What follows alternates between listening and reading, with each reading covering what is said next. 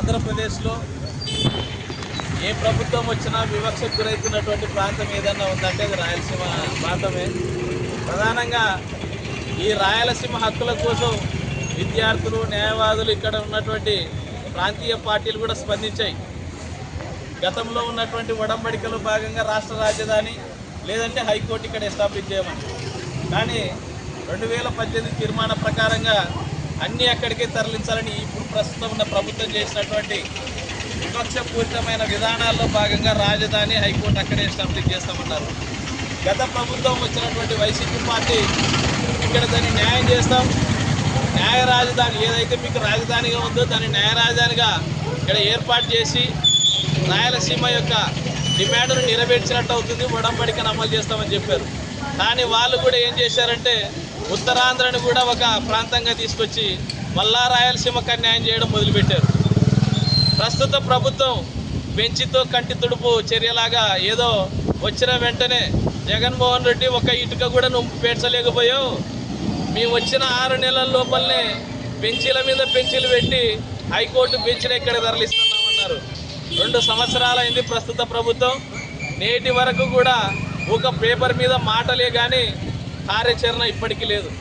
కేంద్ర ప్రభుత్వానికి హైకోర్టు బెంచ్కి సంబంధమే లేదని ఎన్నో చోట్ల తీర్మానాలు జరుగుతూ ఉన్నాయి. రాష్ట్రాల్లో ఏర్పాటు చేశారు, మహారాష్ట్రలో జరిగాయి, అలాగే కర్ణాటకలో జరిగాయి సపరేట్ బెంచ్లు. కానీ ఆంధ్రప్రదేశ్ వరకు వచ్చిన వెంటనే చంద్రబాబు నాయుడు గారు అలాగే ప్రధానంగా జరుగుతున్న పత్రికలు పుంకాను పుంకాలుగా చరిత్రలు రాస్తూ రాయలసీమకు తీసుకొచ్చే ఏ ప్రాజెక్టుకైనా ఒక ప్రత్యేకంగా అనుమతులు కావాలనేటువంటి ఒక దురుద్దేశాన్ని జనాల్లో చొప్పించి దీన్ని ఇక్కడ తీసుకురావాలంటే ఎన్నో ప్రయత్నాలు చేయాలన్నట్టుగా ఒక పెద్ద యజ్ఞంలాగా తయారు చేసేటువంటి ప్రయత్నం చేస్తున్నారు.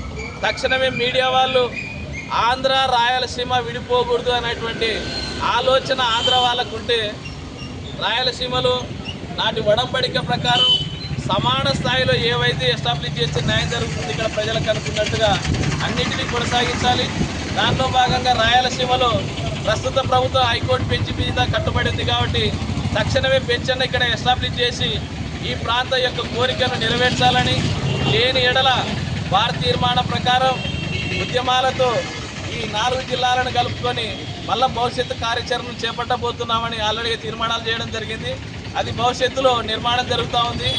అడ్వకేట్ ప్రొటెక్షన్ యాక్ట్ ఇప్పటిదాకా ఉన్నటువంటి ఉమ్మడి ఆంధ్రప్రదేశ్లో ఉన్న ఒక ప్రాంతం తెలంగాణ అడ్వకేట్ ప్రొటెక్షన్ యాక్ట్ని గతంలో చేశారు, మొన్న కూడా బిల్లుని పాస్ చేయించారు, ఆర్డినెన్స్ తెచ్చారు, బిల్లు కూడా చేయడం జరిగింది. కానీ అన్నింటిలో ముందుంటున్నాను అనేటువంటి చంద్రబాబు నాయుడు గారు మాత్రం ఇప్పటిదాకా అడ్వకేట్లకు మళ్ళీ యాక్ట్ పెడితే సమస్య నాకే వస్తుంది అనుకున్నాడో మరి ఏమో తెలియదు, కానీ దీని వరకు మాత్రం ఆయన నోరు విప్పడం లేదు. తక్షణమే అడ్వకేట్ ప్రొటెక్షన్ యాక్ట్ అమలు చేయాలి. దాంతోపాటు స్టైఫండ్ విషయంలో చాలామంది జూనియర్ న్యాయవాదులకు గత ప్రభుత్వం ఇచ్చినట్టుగా 5,000 చొప్పున వాళ్ళకు ప్రోత్సాహకరంగా మినిమం 5 సంవత్సరాలు ఇచ్చేవాళ్ళు. అలాగనే తక్షణమే ఇంప్లిమెంట్ చేయాలని మా బార్ అసోసియేషన్ పరంగా తీర్మానాలు చేశారు. దాన్ని వెంటనే అమలు చేసి ప్రభుత్వ చిత్తశుద్ధిని చూపించుకోవాల్సినటువంటి అవసరం ఉంది.